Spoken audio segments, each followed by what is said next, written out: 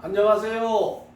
성경 인물 탐험 대장 복음 파이터가 여러분들에게 성경 인물을 소개함으로 말미암아 복음을 전파하고 싶어서 복음 새끼를 여러분들에게 먹여드리고 싶어서 영과 육의 밥을 먹을 수 있는 식탁 앞에 이렇게 앉았습니다. 하나님께서는 지금 이 순간에도 십자가 달린 건물 안에 설치된 사각링이 아니라 지금 여러분들이 살고 있는 복음을 모르고 죄를 모르고 회개를 모르는 여러분들이 살고 있는 세상 속에 설치된 사각링에 담대하게 복음을 들고 나아가라. 그래서 복음을 전하라. 땅끝까지 복음을 전파하라 라고 명령하고 계십니다. 최소한 죄를 회개하였다, 예수님을 구주로 영접하였다 간증하며 회중 앞에서 신앙 고백하며 침례 세례 받은 성도라면 이 말씀, 이 명령 앞에 철저히 순종해야 할 줄 믿습니다. 그 일환으로 저 역시도 지금 이 코로나 시기에 영상으로나마 여러분들에게 뭔가 사단 마귀가 교묘하게 실시간으로 우리를 저도 잡아뜨리려고 유혹하고 미혹하고 난리 부르스입니다. 그런데 예수 성령께서 내 안에 내주하시는 사람이라고 신앙 고백하며 간증하는 내가 사단 마귀보다도 더 부지런하지는 못할 망정 게을러서 복음을 전파하지 못한다면 죄인이 아니겠습니까? 불순종하는 죄인이 아니겠습니까? 그래서 복음 전파하는 사명을 교묘하게 사단 마귀보다 더 교묘하게 복음 전할 방법이 없을까 고민하는 기도하는 중에 이런 방식으로라도 한번 해보자 라는 차원에서 지금 계속 에너지를 가지고 힘을 내서 순종해가고 있답니다. 자, 이제 첫 번째 테마 신앙 길잡이 52탄원을 완성했었고요. 지금 두 번째 테마로 성경 속 인물 탐험을 해보고 있는데 어느덧 오늘 이 시간이 48번째 인물입니다. 52번째가 아마 예수님이시겠죠? 52번째가 곧 다가오는데요. 열심히 달려보고 그 다음 세 번째 테마도 이미 계획이 되어 있습니다. 자, 에너지도 필요하고요. 성령께서 도와주셔야 되고요. 환경과 시간을 또 제가 또 희생해서 말씀을 또 열심히 묵상해서 여러분들에게 뭔가 간단하게 교묘하게 재미지게 복음을 전할 수 있는 길이 계속되기를 소망한답니다. 자, 오늘 48번째 인물은 지난 영상에서 선교회, 한국 기독교회, 세계 기독교회, 또 한국 교회에 인간적으로 가장 인간의 몸으로 가장 영향력이 있다라고 소개한 사도 바울과 가장 단짝으로 이방인들에게 오늘날로 따지면 선교사님들처럼 해외에 나가서 복음을 전하는 선교사님들처럼 이방인들에게 복음을 전하는데 귀하디 귀한 그릇으로 쓰임받은 사도 바울의 짝꿍 다윗과 요나단, 오성과 한영, 바울과 바나바입니다. 바나바를 소개하려고 합니다. 중요합니다. 한국 기독교상의 중요한 넘버 2 인물입니다. 사도 바울과 바나바. 자, 바나바를 빠른 속도로 여러분들에게 소개해 드리겠습니다. 구연동하다 생각하십시오. 그냥 제가 어린아이에게 동화책 하나 읽어준다 생각하십시오. 들어보십시오. 나중에 여러분들에게 여러분들이 은혜를 받아서 교회에 나오고 복음을 깨닫고 죄를 회개하고 예수님을 구주로 영접하면 이 영상을 통해서 들은 이 바나바의 인물이 어마무시하게 크게 다가올 줄 믿습니다. 자, 바나바는 이름의 뜻이 예언의 아들 또는 훈계라는 뜻을 갖고 있습니다.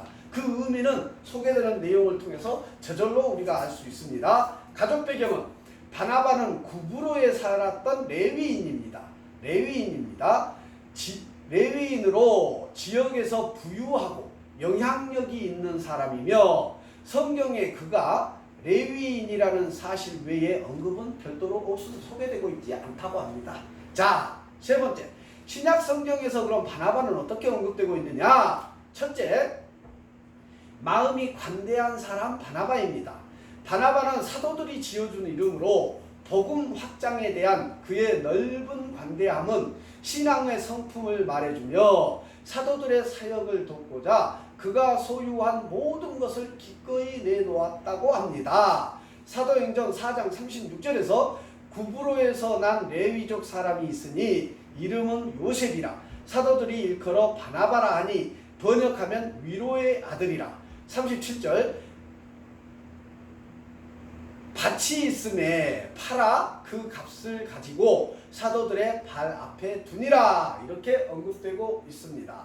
자, 바나바의 원래 이름은 요셉이라고 합니다. 그런데 사도들이 그를 위로의 아들이라 라는 의미로 바나바라고 일컬어 부르게 되었다고 합니다. 두 번째, 바울을 신뢰했고 그의 회심을 변론한 바나바입니다.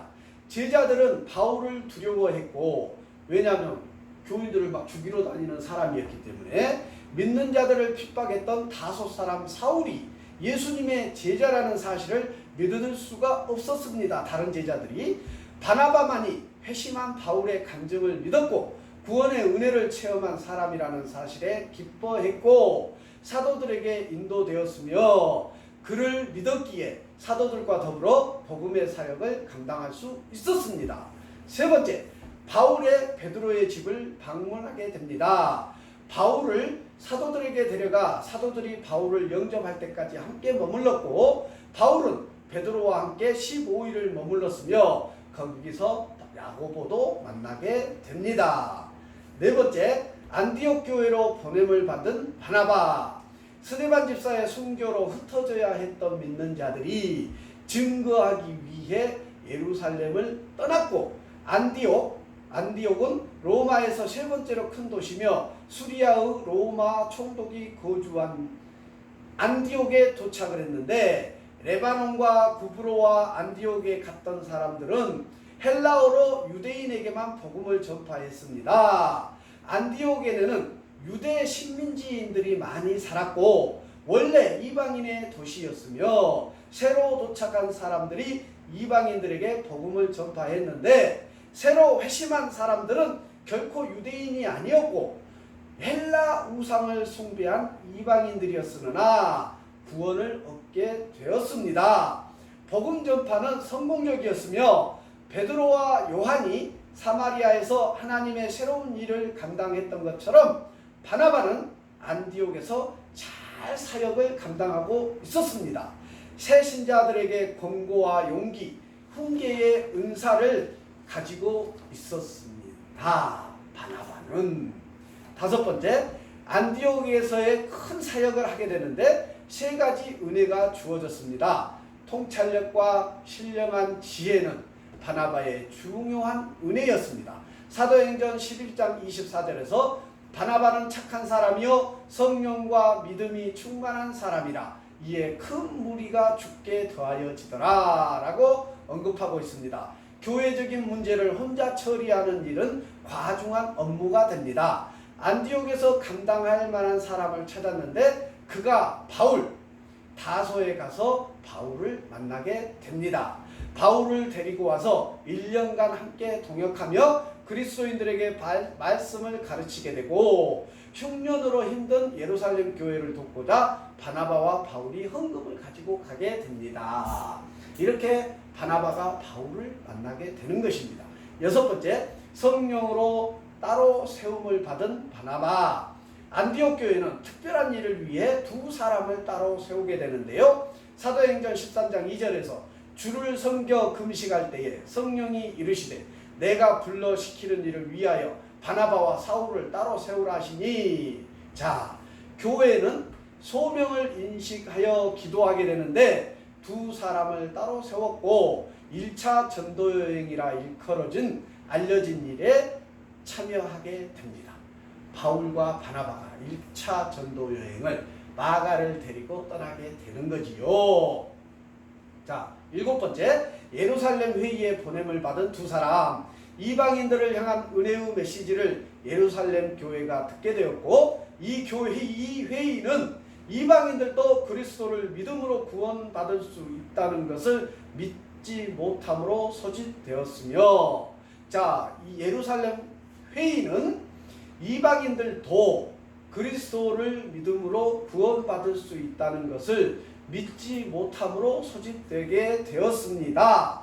사도 베드로는 은혜의 복음을 주장하였고 바나바와 바울은 이방인 중에 일어난 성령의 역사를 간증하게 되었고 회의를 주재한 야고보는 회의 결정을 내렸는데 이방인들도 해방되었다는 사실을 선언하게 됩니다. 이 예루살렘 회의에서 이 예루살렘 회의에 바울과 바나바도 파송되게 된 것입니다. 사도행전 15장 19절에서 그러므로 내 의견에는 이방인 중에서 하나님께로 돌아오는 자들을 괴롭게 하지 말고 라고 언급하고 있고요. 갈라디아서 2장 9절에서는 또 기둥같이 여기는 야고보와 게바와 요한도 내게 주신 은혜를 알므로 나와 바나바에게 친교의 악수를 하였으며 우리는 이방인에게로 그들은 할례자에게로 가게 하려 함이라 라고 이방인들도 예수님을 믿음으로 구원을 얻을 수 있다는 것을 확증하고 있습니다. 여덟 번째, 바나바와 바울이 불화가 생기게 되는데 바울은 2차 전도 여행을 가자고 제의하였고 바나바는 1차 전도 여행 때 함께한 조카 마가 요한을 데려가기를 원했는데 바울은 1차 전도 여행 때 되돌아가 버린 마가를 데려가는 것을 거절하게 되어 다툼이 발생하게 됩니다. 그래서 바나바는 조카 마가를 데리고 구브로 쪽으로 향했고 바울은 실라를 선택하여 2차 전도 여행을 시작하게 됩니다. 나눠져서 1차 전도 여행은 바울과 바나바가 마가를 데리고 함께 여행을 했다면 2차 전도 여행은 바나바는 조카 마가를 데리고 여행을 하고 바울은 실라를 데리고 2차 여행을 서로 각각 다른 지역으로 여행을 떠나게 되는 것입니다. 아홉 번째, 바나바와 바울의 애정은 지속됩니다. 바울은 새 서신에서 바나바를 말하고 있는데 그들을 하나로 묶은 띠는 그리스도심으로 개인적인 문제가 있음에도 바나바에 대한 바울의 존경심은 사라지지 않았고 바울은 불화의 요인이었던 마가 요한에 대해서도 선하게 말하고 있습니다. 디모데후서 4장 11절에서 누가만 나와 함께 있느니라 네가 올 때에 마가를 데리고 오라 그가 나의 일에 유익하니라. 즉 마가와의 문제, 바나바와의 문제가 그 당시 이후에는 해결되어서 함께 동역자로 잘 하나님 안에서 사역하게 되었다는 얘기옵시다. 자, 그러면 구약 성경에서 바나바는 어떻게 언급되고 있느냐? 자, 사도행전 11장 26절은 이사야서 62장 1, 2절과 관계되어 있고요. 사도행전 13장 46, 47절은 이사야서 42장 6절과 관계가 되고요. 사도행전 15장 1절은 레위기 12장 3절을 설명하고 있습니다. 사도행전 15장 16, 17절은 아모스 9장 11, 12장을 설명하고 있고 바나바와 바울은 이스라엘을 통해 이루어 가시는 하나님의 뜻을 설명할 때 요점을 설명하면서 구약 성경을 잘 인용해서 사용하고 있습니다. 사도행전 13장이 좋은 본보기가 되고 있습니다. 자, 마지막으로 바나바를 통해 전달되는 교훈은 어떻게 되느냐? 저와 여러분에게 첫째, 바나바는 주님의 사역을 위해 앞으로 나아갈 필요가 있을 때 관대했습니다.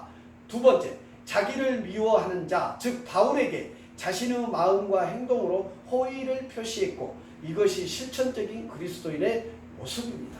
오늘날 그리스도인들, 저와 그리스도인들이 바로 여러분들에게 나아가는 마인드가 바로 이렇게 바나바와 같아야 된다는 얘기옵시다. 바울에게 자신의 마음과 행동으로 호의를 표시했고 이것이 실천적 그리스도인의 모습이었습니다.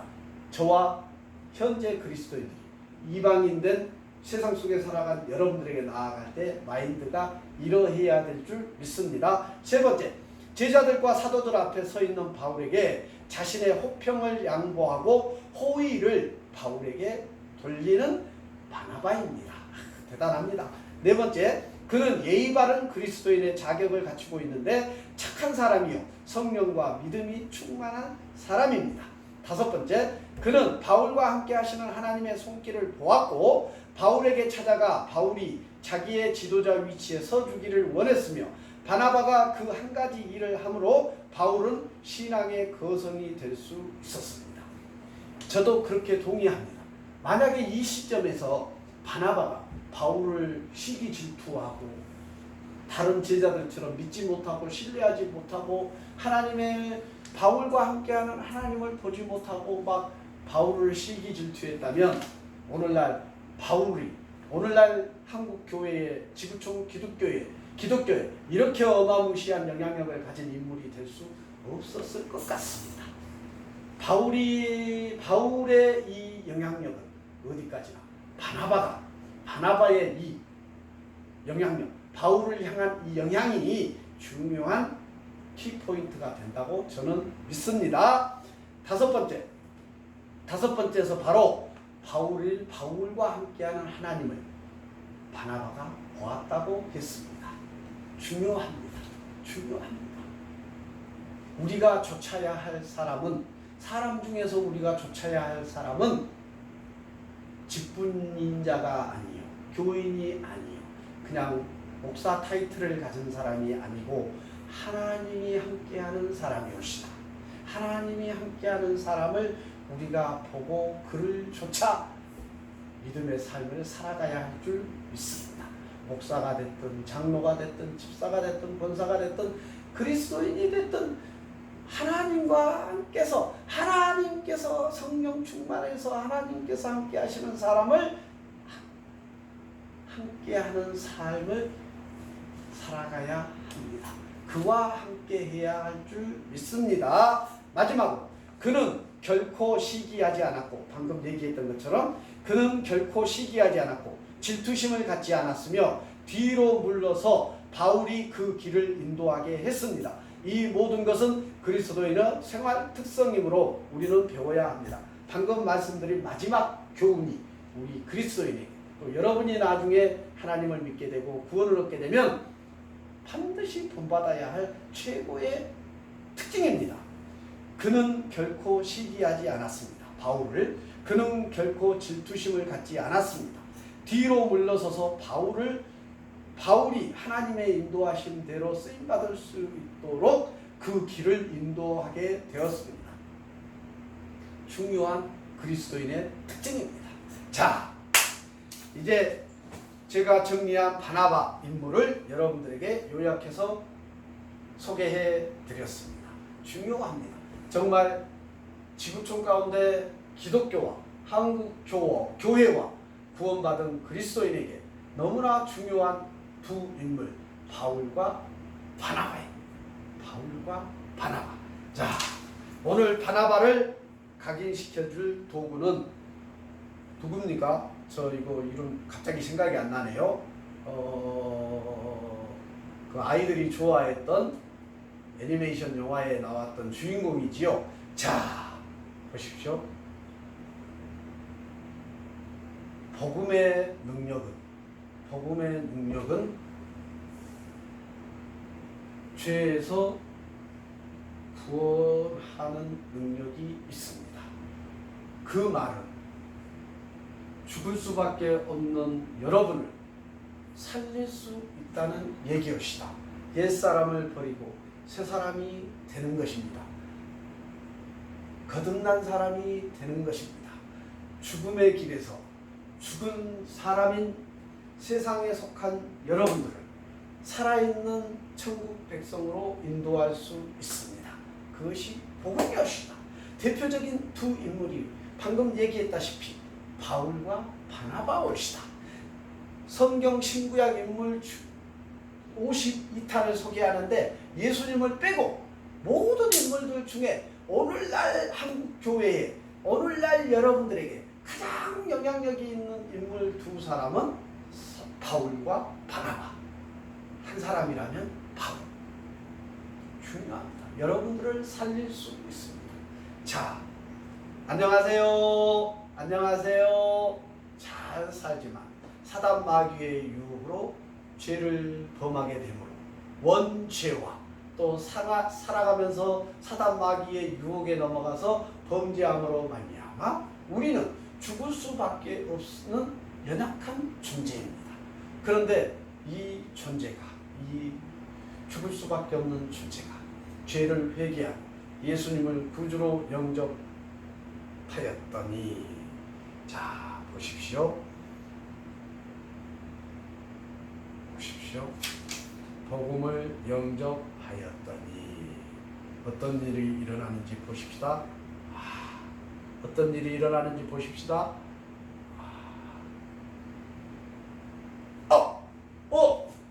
어떤 일이 일어나는지 보십시다.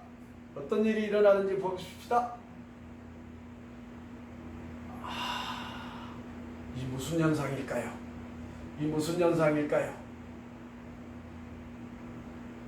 쓰러져 있던 여러분이 복음을 믿음으로 말미암아 살아날 수 있습니다. 살아날 수 있습니다. 복음의 능력입니다. 죄에서 구원입니다. 자, 새 사람으로 거듭날 수 있습니다. 여러분, 죄를 회개하십시오. 죄를 회개하십시오. 죄를 회개하시고 예수님을 구주로 영접하셔서 새 사람으로 거듭나시기 바랍니다. 교회에 나아가서 예수님을 구주로 영접한 여러분들이 되심으로 말미암아 예수 재림의 때가 가까웠습니다. 천국이 가까웠습니다. 죄를 회개하시고 예수님을 구주로 영접하시고 교회에 나아가 예배자의 자리에 예배자로 굳게 섬으로 말미암아 그날에 천국으로 나아가는 여러분들 되시기를 간절히 소망합니다. 마치겠습니다.